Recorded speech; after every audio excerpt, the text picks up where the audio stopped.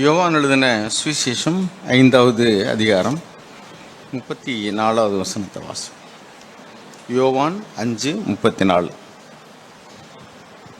நான் ஏற்றுக்கொள்கிற சாட்சி மனுஷருடைய சாட்சி அல்ல, நீங்கள் ரட்சிக்கப்படுவதற்காகவே இவைகளை சொல்லுகிறேன். அதுக்கு முன்னாடி இருந்து வாசிப்போம். 33:36 வாசிப்போம். நீங்கள் யோவானிடத்தில் ஆள் அனுப்பி விசாரித்தீர்கள், அவன் சத்தியத்திற்கு சாட்சி கொடுத்தான். 36. யோவானுடைய சாட்சியை பார்க்கிலும் மேன்மையான சாட்சி எனக்கு உண்டு.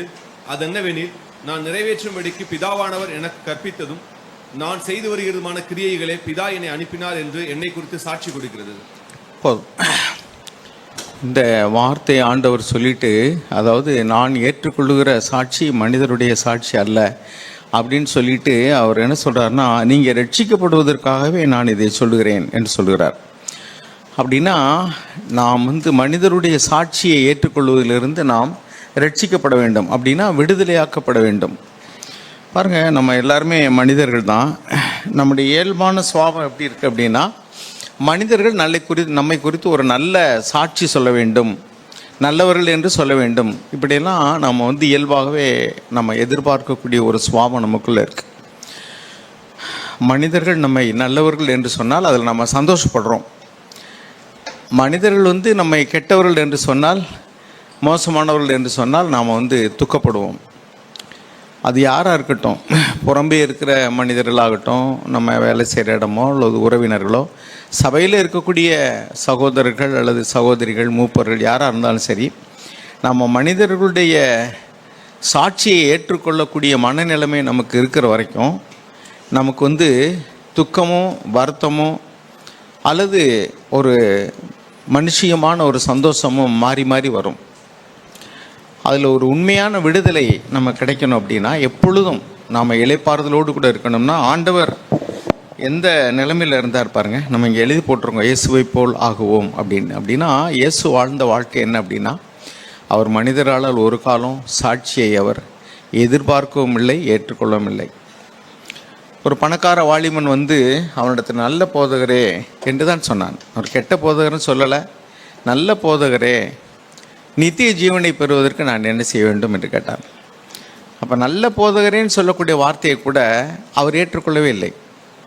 உனக்கு என்ன தெரியும் என்னை பற்றி அப்படிங்கிற மாதிரி தான் அவருடைய பதில் இருக்குது. அவர் என்ன சொல்கிறாருன்னா, தேவன் ஒருவர் தவிர நல்லவர் ஒருவரும் இல்லையே, என்னை நீ நல்லவர் என்று சொல்வானேன் அப்படின்னு சொல்கிறாரு. அப்படின்னா அவர் கெட்டவரானா இல்லை, அவரே சவால் விடுறார், என்னிடத்தில் பாவம் உண்டு என்று உங்களில் யார் சொல்லக்கூடும் என்று சொல்லி. ஆனாலும் கூட நல்லவர் என்று மற்ற மனிதர்கள் சொல்வதை அவர் ஏற்றுக்கொள்ளவே இல்லை. என்று அவர் இங்கே என்ன சொல்கிறாருன்னா, நான் மனிதருடைய சாட்சியை ஏற்றுக்கொள்வதே இல்லை, தேவனுடைய சாட்சியை மாத்திரம்தான் நான் ஏற்றுக்கொள்வேன். அப்போ இந்த வார்த்தையை நல்லா கவனிச்சு பாருங்கள். நாமளும் அதே மாதிரிக்கு ஆயிட்டோம்னா நாம் விடுதலையாக இருப்போம். நீங்கள் ரட்சிக்கப்படுறதுக்கு தான் நான் அதை சொல்கிறேன். அந்த நாளில், நியாய தீர்ப்பு நாளில் கூட நான் போய் மனிதர்கிட்ட சாட்சியை கேட்டு உங்களை நல்லவர் கெட்டவர் நான் அங்கீகரிக்க போகிறதே கிடையாது. ஏன்னா ஜட்ஜ்மெண்ட் பண்ணக்கூடிய எல்லா அதிகாரமும் அவருக்கு தான் இருக்குது. யோவான் எழுதின சுவிசேஷத்திலே 5வது அதிகாரம் 22வது வசனம் வாசிங்களா? இல்லை 22, அதே இதில் 22. அன்றியும் பிதாவை கணம் பண்ணுகிறது போல எல்லாரும் குமாரனையும் கணம் பண்ணும்படிக்கு பிதாவானவர் தாமே ஒருவருக்கும் தீர்ப்பு செய்யாமல் நியாய தீர்ப்பு செய்யும் அதிகாரம் முழுவதையும் குமாரனுக்கு ஒப்பு கொடுத்திருக்கிறார். அப்போ நம்ம எல்லாரையும் நியாய தீர்ப்பு செய்யக்கூடிய அதிகாரம் முழுவதும் ஆண்டவரிடத்துல தான் இருக்குது. அப்போ அவர் சொல்கிறாரு, நான் எப்படி நியாயம் தீர்க்க போகிறேன்னா, மனிதருடைய சாட்சியை கேட்டு உங்களை நியாயம் தீர்க்க மாட்டேன். மனிதர்கள் உங்களை நல்லவர்னு சொல்லலாம், நான் அதையும் ஏற்க மாட்டேன். மனிதர்கள் உங்களை கெட்டவர்னு சொல்லலாம், நான் அதையும் கேட்க மாட்டேன். ஏன்னா மனிதர் உள்ளத்தில் இருப்பதையெல்லாம் அவர் அறிந்திருக்கிறார். அதனால் யாரும் நம்மை குறித்து சாட்சி சொல்ல வேண்டியதே இல்லை. யோவான் எழுதின சுவிசேஷம் 2வது அதிகாரம் 24வது வசனத்தையும் 25வது வசனத்தையும் வாசிங்க. யோவான் 2:24-25. அப்படி இருந்தும் இயேசு எல்லாரையும்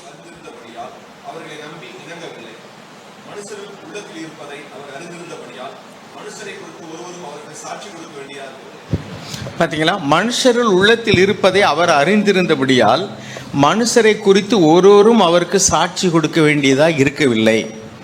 அதனால் அவர்கிட்ட ஆண்டவரே நாங்கள் உங்கள் சீஷர் தான் அப்படின்னு சொன்னால் அவர் எதை வைத்து ஏற்றுக்கொள்கிறார் என்றால் மனுஷருடைய உள்ளத்தில் உள்ளது, இவனுடைய உள்ளத்தில் உள்ளது என்னன்னு அவருக்கு தெரியும். அதனால் நேரடியாக வந்து அவங்க நான் உங்கள் சீசன் தான் சொன்னாலும் சரி, நான் உங்கள் வார்த்தையெல்லாம் கை கொண்டு நடந்திருக்கேன்னு சொன்னாலும் சரி, அவர் அதை ஏற்றுக்கொள்வதே இல்லை. ஏன்னா அவருக்கு எல்லாமே தெரியும்.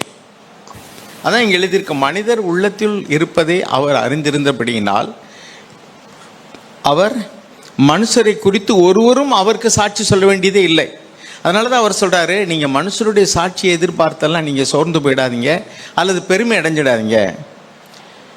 சில நேரங்களில் நம்ம செஞ்ச நன்மைகளை குறித்து மெச்சுக்கொள்வாங்க, உதவிகளை குறித்து மெச்சுக்கொள்வாங்க, நம்மளை மகிமைப்படுத்துவாங்க.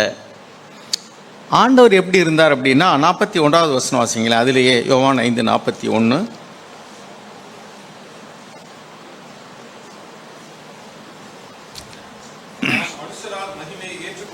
பாருங்க, நான் மனுஷரால் மகிமையை ஏற்றுக்கொள்வதில்லை. நான் மனுஷரால் மகிமையை ஏற்றுக்கொள்வதில்லை. மனிதர்கள் என்னை மகிமைப்படுத்தலாம், ஆனால் நான் அதை ஏற்றுக்கொள்ள மாட்டேன். 44வது வசனம்.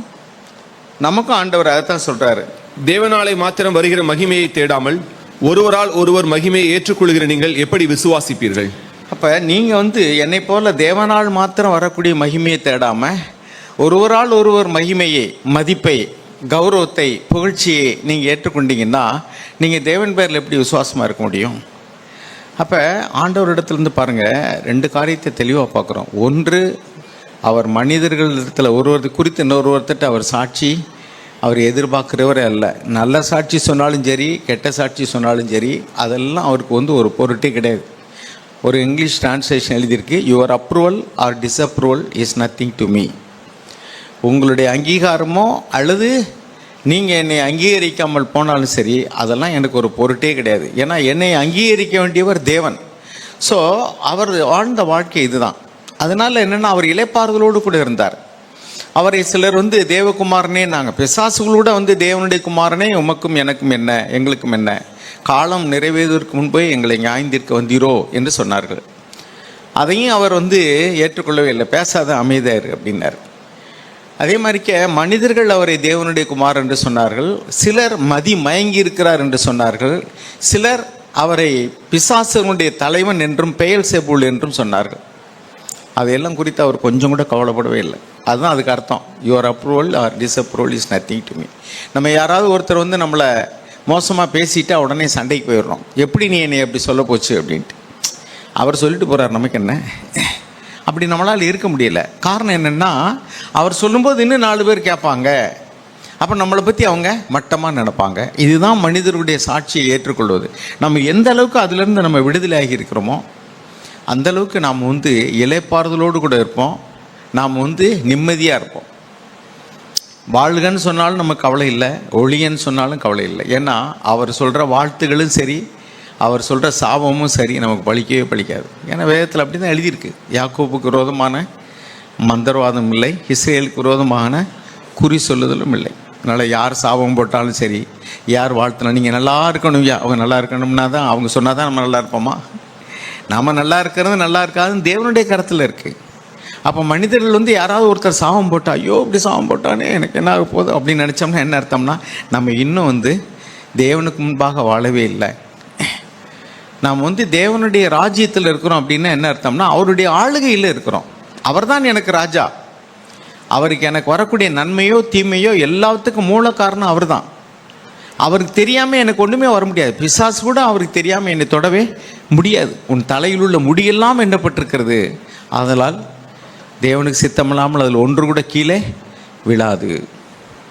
அப்போ ஆண்டவர் இந்த வார்த்தையில் எதுக்காக சொல்லியிருக்காருன்னா, நாம் வந்து உலக மனிதர்கள் சொல்லக்கூடியதான ஆசீர்வாதமான வார்த்தைகளுக்கோ, சில பேர் சொல்லுவாங்க, என்னை ஆசீர்வதிங்க ஆசீர்வதிங்க ஆசீர்வதிங்க, என்னை வாழ்த்துங்க, என்னை புகழுங்க. இதெல்லாம் நம்ம மனிதர்கிட்ட எதிர்பார்க்கும்போது அது கிடைக்கலைன்னா சோர்ந்து போயிடுறோம், கிடைச்சா பெருமை அடைஞ்சிடுறோம். ஸோ ரெண்டுமே நமக்கு வந்து அது நல்லது செய்கிறது மாதிரி இல்லை. மனிதர்களுடைய புகழ்ச்சியை ஏற்றுக்கொள்ளும் போது we feel excited, we become proud, boastful. நான் ஒரு சாதாரண மனுஷனே இல்லை, ஐ எம் சம்படி அப்படின்னு நினச்சிட்றோம். மனிதர்கள் வந்து நம்மளை ஏதாவது வந்து மோசமானவன் அப்படின்னு சொல்லிட்டாங்கன்னா உடனே வந்து என்ன இப்படி சொல்லிவிட்டாங்களே என்னைய, வி வில் பி மிஸ்அண்டர்ஸ்டுட். பைபிள் எழுதியிருக்கு, உங்களை குறித்து தவறாக சொல்வார்களானால் நீங்கள் சந்தோஷப்பட்டு கழிவுறுவீர்கள், பரலோகத்தில் உங்களுடைய பலன் மிகுதியாக இருக்கீங்க. அதை நான் ஏற்றுக்கொள்ளலை.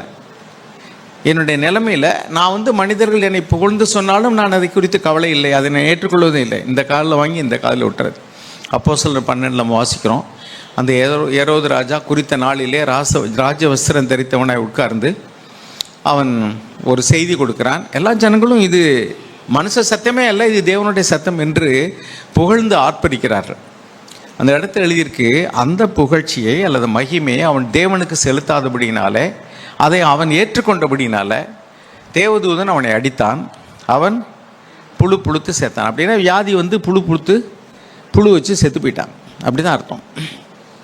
ஸோ அது காரணம் என்னென்னா, மனுஷருடைய புகழ்ச்சியை அவனே ஏற்றுக்கொண்டான். நம்ம செய்யக்கூடிய எந்த நல்ல காரியங்களுக்கும் தேவனுடைய கிருபை இல்லைன்னா நம்மளால் முடியவே முடியாது. பாருங்கள், 1 கொரிந்தியர் 4வது அதிகாரத்தில் நம்ம எல்லாருக்கும் தெரிஞ்ச வசனம். 1 கொரிந்தியர் 4ல் 7ஆம் வசனத்திலிருந்து வாசிங்க. அன்றியும் உன்னை விசேஷத்தவனாக்கும்படி செய்கிறவர் யார்? ஒரே ஒரு கேள்வி, 3 கேள்வி இருக்குல்ல. For who records you as superior, உன்னை விசேஷித்தவன் ஆகும்படி செய்கிறவர் யார்? நீ ஒரு விசேஷமானவனாக இருந்தால், ஒருவேளை வரம் பெற்றவர்களாக இருக்கலாம், அல்லது நல்ல உதவி செய்கிறவர்களாக இருக்கலாம். அதுக்குள்ளே திராணியை கொடுத்தது யார்? நான் சில நேரம் யோசிப்பேன், நாங்கள் வந்து காணிக்கையே வாங்குறதில்ல அப்படின்னு சொல்கிறோம்.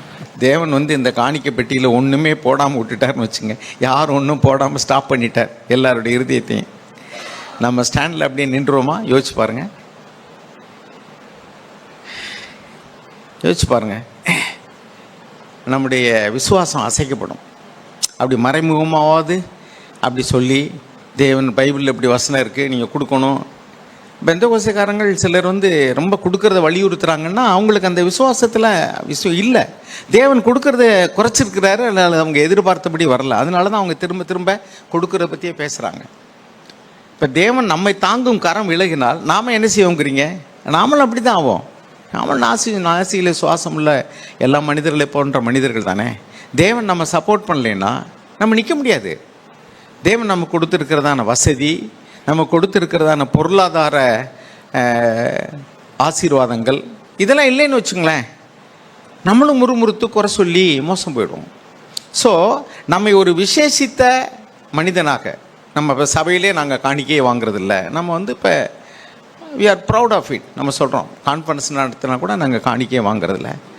அப்போ இப்படிப்பட்ட ஒரு விசேஷமான ஒரு காரியம் நமக்குள்ள இருக்குன்னா, who has made us like that, அப்படி நம்ம ஆக்கினது யார்? தேவன். அதனால் நமக்கு குறைவே வரல. அதனால் நாம் வந்து அந்த விசுவாசத்தில் நிலைச்சிருக்கிறோம். அவருடைய தாங்கும் கரம் மாத்திரம் கொஞ்சம் விலகுனா நம்ம ஏமாத்துறோம். நாம் இப்போ வேலை செய்கிறோம், ஒவ்வொருத்தரும் வேலை செஞ்சு சம்பாதிக்கிறீங்க. தேவன் உங்களுக்கு போதுமான வருமானத்தை கொடுத்துருக்கிறார். இப்போ நீங்கள் திருப்தியாக இருக்கீங்க, ஆண்டவரே நமக்கு ஸ்தோத்திரம்னு சொல்கிறீங்க.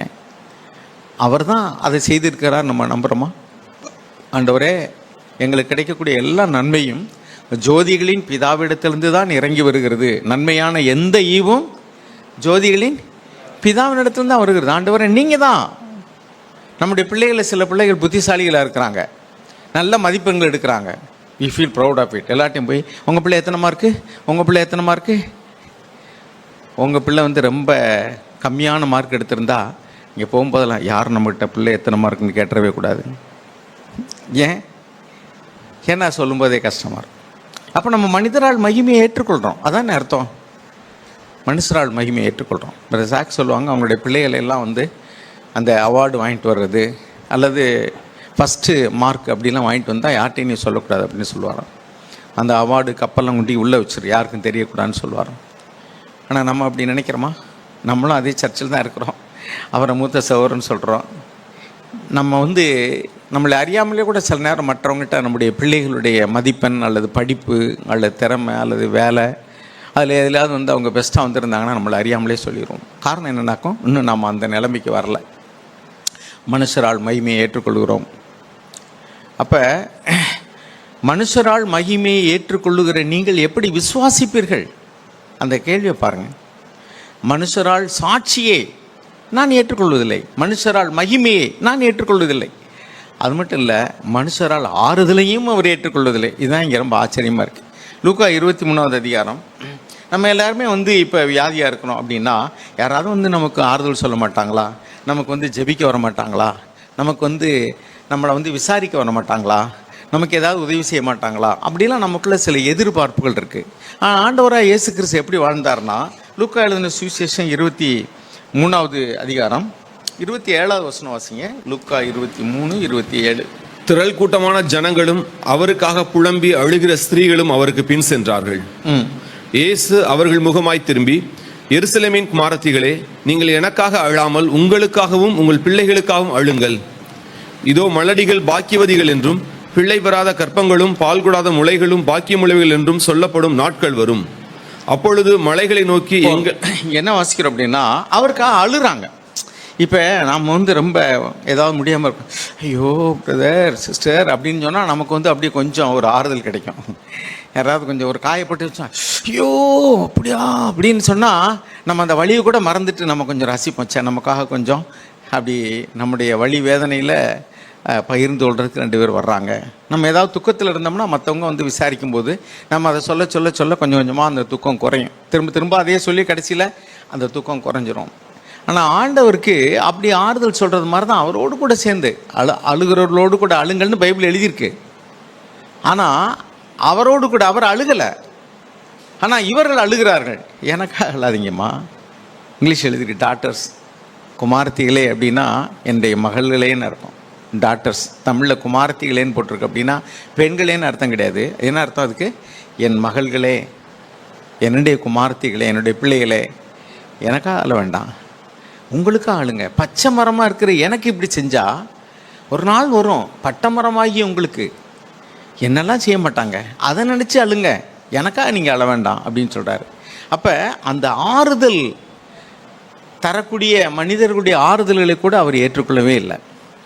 இப்படி வாழ்ந்தவனுடைய ரகசியம் என்னென்னா, முழுவதுமாக அவர் தேவனே சார்ந்திருந்தார்.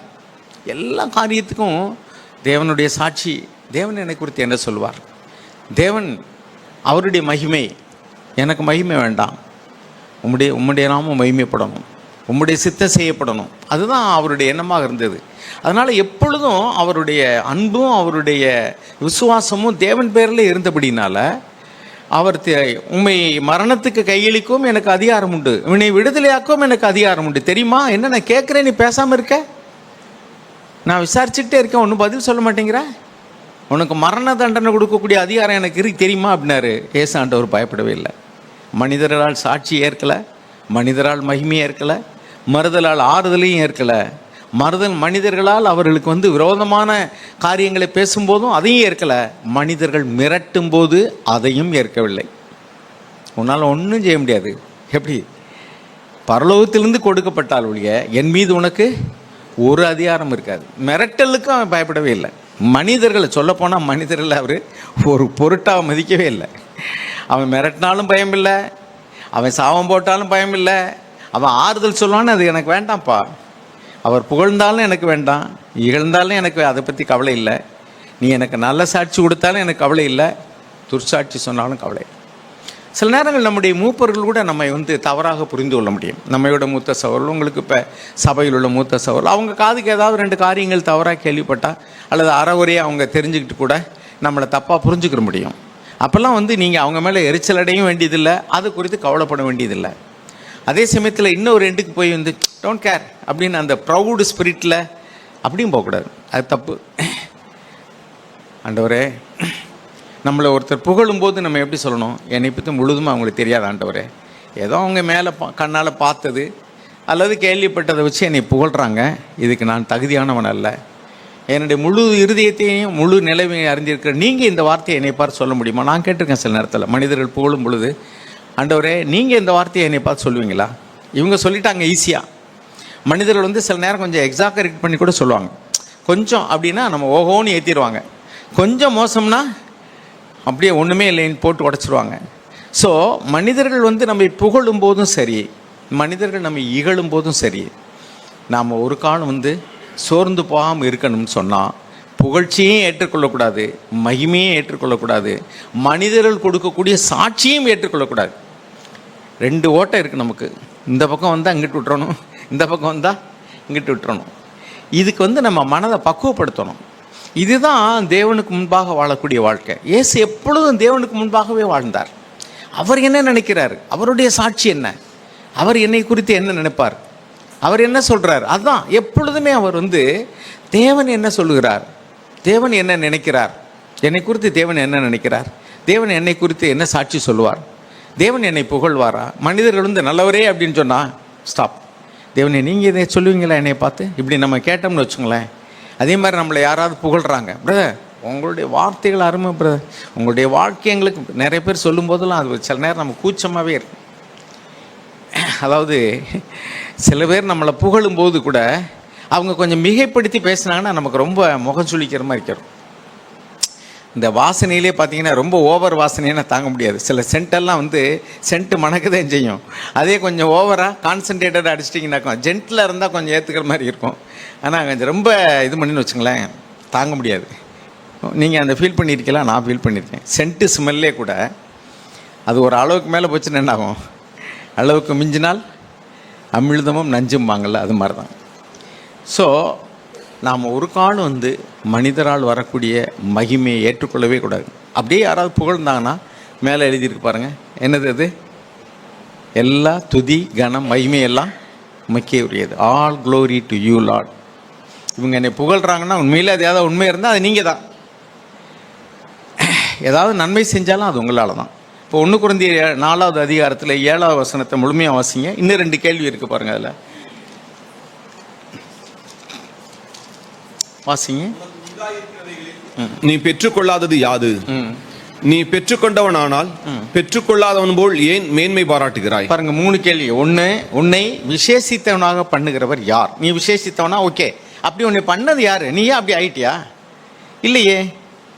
அதுக்கடுத்து என்ன எழுதியிருக்கு, உன்னிடத்தில் இருக்கிறவைகள் நீ பெற்றுக்கொள்ளாது யாது? உனக்கு இருக்கக்கூடிய புத்திசாலித்தனமாக இருக்கட்டும், அல்லது திறமையாக இருக்கட்டும், வசதியாக இருக்கட்டும், உனக்கு இருக்கக்கூடியதான மற்ற சூழ்நிலைகள், உன்னுடைய பெற்றோர்கள் அல்லது வசதிகள், வாய்ப்புகள், வேலை, அதிகாரம், who gave it?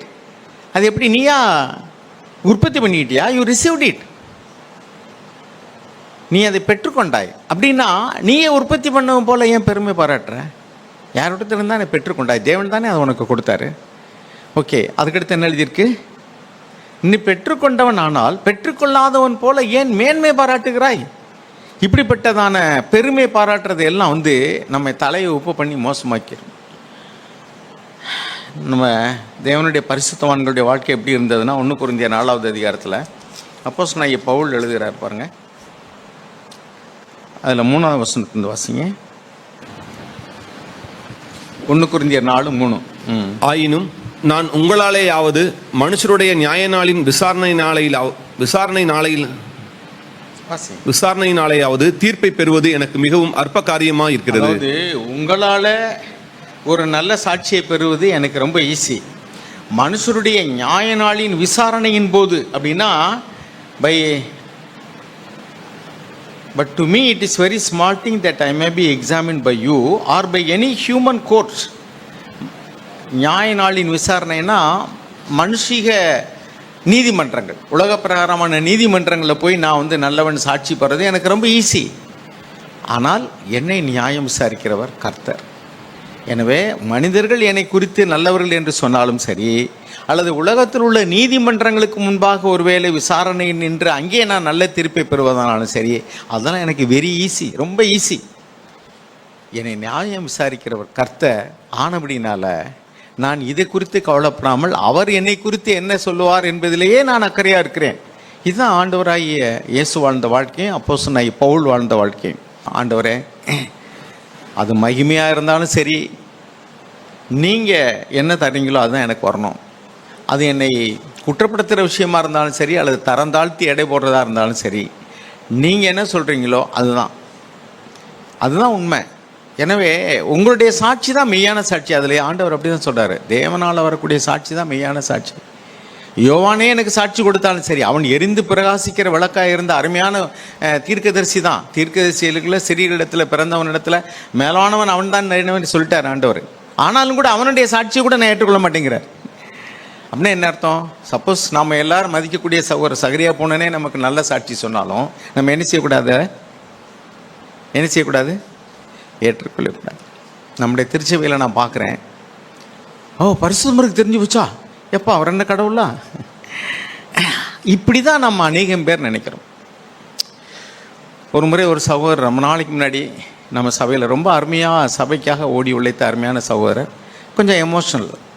அவர் ஒரு முறை சொன்னார், இதே சபையில் நின்று என்னையை குறித்து சொல்கிறார், ஒரு நாள் என் சகோதரர்கிட்டருந்து ஏதாவது எனக்கு ஒரு ஃபோனோ அல்லது இதோ வரலைன்னு சொன்னால், ஆண்டவரே ஏன் என்னோட என் சகோதரன் பேசலேன்னு நான் கேட்பேன் அப்படின்னாரு. எனக்கு அப்படியே இவரை எப்படி நம்ம நடத்திட்டோம், நம்மளை ஒரு மினி காட் போல் நினைக்க ஆரம்பிச்சிட்டார் அப்படின்னு சொல்லிட்டு அதுலேருந்து கொஞ்சம் கொஞ்சமாக டிட்டாச் பண்ண ஆரம்பிச்சிட்டேன். அவர் டிட்டாச் பண்ணிகிட்டே போயிட்டார். அவர் என்ன நினச்சிட்டாருனாக்கா, இவர் நம்மளை விட்டுட்டார், நம்மளை தள்ளி விட்டார், இனிமேல் இவர்கிட்ட. அதாவது இந்த சாக்ஸ் சொல்லுவாங்க, ஒரு மனிதன் நேருக்கு நேரம் அவங்கள முகஸ்துதி பண்ணான்னு சொன்னால் அதை நம்ம ஏற்றுக்கொள்ளக்கூடாது. காரணம் என்னென்னா, he is expecting something from மீன்னு அர்த்தம். என்னிடத்தில் ஏதோ ஒன்றை அவன் எதிர்பார்க்கிறான் அப்படி. ஸோ நாம் யாரையும் முகஸ்துதி பண்ணவே கூடாது, ஆனால் என்கரேஜ் பண்ணலாம். அதாவது பிள்ளைகள் ஏதாவது நல்லா பண்ணிட்டா வெரி குட், நல்லா பண்ணுறீங்கன்றோம். அது மாதிரி புதுசாக சகோதரர்கள் ஏதாவது ஒன்று செய்யும்போது கொஞ்சம் நல்லா பண்ணிட்டா அவங்கள உற்சாகப்படுத்துகிறோம். அந்த உற்சாகப்படுத்துகிறத பெருமைக்கு உரிய காரியமாக நம்ம எடுத்துக்கொள்ளவே கூடாது. நம்மளை என்கரேஜ் பண்ணுறாங்க, தேங்க்யூ அப்படின்னு சொல்லலாம். மூப்பரோ சபையில் உள்ளவங்களோ நம்மளை குறித்து நல்ல சாட்சி சொல்கிறதுனால நீங்கள் திருப்தி அடைஞ்சிடவே கூடாது. You will be தரோலி deceived. நீங்கள் மோசமானவங்களாக இருப்பீங்க, நான் நல்லவன்னு சொல்லிடுவேன். ஒரு முறை ஒரு சகோதரரை நான் முதல்ல அவரை கடிந்து கொண்டேன், சரியா இல்லை, நீங்கள் இப்படிலாம் இருக்கக்கூடாதுன்ட்டு. அப்புறம் கொஞ்சம் அவரை குறித்து மற்ற அங்கே உள்ள மூப்பர்கள்லேருந்தே ஒரு நல்ல சாட்சி சொன்னாங்க. உடனே ஒரு நாள் அவரை என்கரேஜ் பண்ணணும், நம்ம அவரை கடிந்து கொண்டோம், இப்போ உற்சாகப்படுத்தணும்னு சொல்லிட்டு அவர்கிட்ட நான் சொன்னேன், வெரி குட், இப்போ நீங்கள் நல்லா இருக்கீங்க, தேங்க்யூன்னு சொன்னேன். அவர் சிரிச்சுக்கிட்டே போயிட்டார். ரொம்ப நாள் கழிச்சு என்கிட்ட சொன்னார், நீங்கள் நல்லா இருக்கிறேன்னு நீங்கள் என்னை சொன்ன நாளில் நான் நல்லாவே இல்லைன்னு. அவனு என்ன அர்த்தம், இட் கம்பல்ஸ் மீ, என்னை அது சிறுமைப்படுத்துகிறது. எப்படின்னா, நான் கடவுள் அல்ல. ஒரு மனிதன் நல்லவன் என்று நான் சொல்லும் பொழுது அவன் நல்லவனாக இருக்கான்னு அவசியம் கிடையாது. I M A human being. Human error is always inevitable, அது தவிர்க்க முடியாதது. அதே மாதிரிக்கு அவங்கள கெட்டவங்கன்னு சொல்லும்போது அவங்க நல்லவங்களாக இருக்கலாம், ஏன்னா நமக்கு அது தெரியாது. ஸோ இந்த காரியத்திலலாம் தேவன் தான் நமக்கு வெளிச்சம் தரணும். ஆண்டவரே, நான் மனிதர்களை நியாயம் தீர்ப்பதற்கு நான் யார்? நீங்கள் தான் நியாயாதிபதி. ஏன்னா நீங்கள் எவனுடைய சாட்சியும் கேட்காமலே நியாயம் தீர்க்க முடியும். ஏன்னா மனிதருடைய உள்ளத்தில் இருப்பதையும் அந்தரங்கங்களையும் நீங்கள் அறிந்திருக்கீங்க. You know every detail of what is inside of man and outside of man. மனிதனுக்கு உள்ளேயும் சரி வெளியிலேயும் சரி அவன் என்ன செய்கிறான், என்ன யோசிக்கிறான், எப்படி இருக்கிறான் என்று நீர் முழுவதுமாக அறிந்திருக்கிறீர். எபிரேயர் 4:13 அப்படி தான் வாசிக்கிறோம். அதனால் நீங்கள் தான் மனிதர்களுக்கு நியாய தீர்ப்பு கொடுக்க சரியான நபர். நான் யார் மனிதனை நியாயம் தீர்க்க? மனிதர்களை நாம் நியாயம் தீர்க்கவும் கூடாது, மனிதர்களுடைய நியாய தீர்ப்பில் நாம் கதிகலங்கி போகவும் கூடாது. அவங்க சொன்னால் சொல்லிட்டு போட்டுமே, அவங்க நல்லவங்கன்னா நம்ம நல்லவர் ஆகிருமா, அவங்க கெட்டவங்கன்னா நம்ம கெட்டவர் ஆகிருமா? அதனால் ஒரு காலம் மனிதர்கள் கொடுக்கக்கூடிய அபிப்பிராயங்கள்னால நம்முடைய இருதயத்தில் ஒரு சலனமோ, ஒரு பாதிப்போ, ஒரு துக்கமோ, ஒரு சோர்வோ அல்லது ஒரு பெருமையோ அல்லது எழுச்சியோ கூட வரவே கூடாது. எது தேவன் தருகிறாரோ அது போதும்.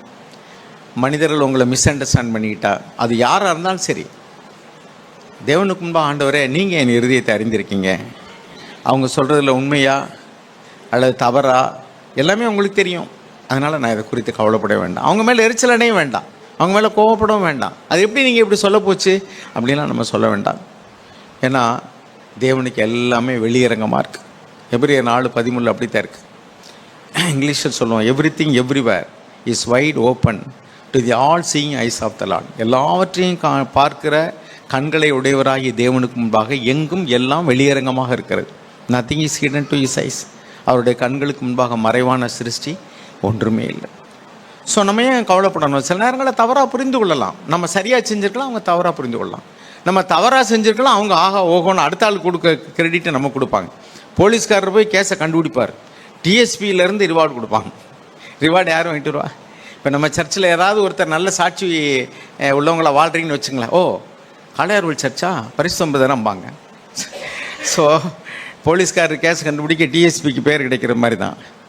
It's nothing. இன்னும் அருமையானவர்களே, நாம் இந்த மாதிரியான காரியங்கள் இதுவரைக்கும் நம்ம மனிதர்களுடைய புகழ்ச்சியினாலையும் இகழ்ச்சியினாலையும் தவறாக புரிந்து கொள்ளப்பட்டதுனாலையும் நம்முடைய இருதயத்தில் ஏதோ ஒரு பாதிப்பு, ஒரு சலனம், ஒரு துக்கம் உண்டாயிருந்துச்சு சொன்னால் நாம் இந்த வார்த்தையை எடுத்துக்கிடுவோம். இயேசு ஆண்டவர் இந்த சாட்சியை ஏற்றுக்கொள்வதே இல்லை. மனிதர்கள் என்ன சொல்கிறாங்கன்றதெல்லாம் அவர் கேட்கவே போகிறதில்ல. அவர் நம்மளை பற்றி யார்ட்டையும் போய் விசாரிக்கவே போகிறதில்ல.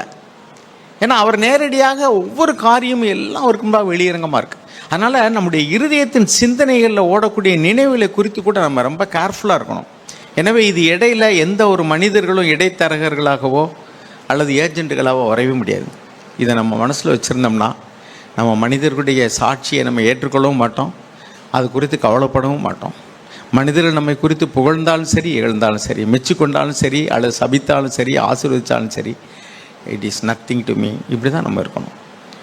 தேவன் நம் கண்களை திறந்தருள்வாராக. அருமையானவர்களே, இந்த வார்த்தை எனக்கு கண்களை திறந்திருக்கிறது. மற்றவர்கள் என்னை குறித்து என்ன நினைத்தாலும் சரி, அது குறித்து எனக்கு கவலையே இல்லை. என்னை புகழ்ந்தாலும் நான் அதை ஏற்றுக்கொள்ளக்கூடாது.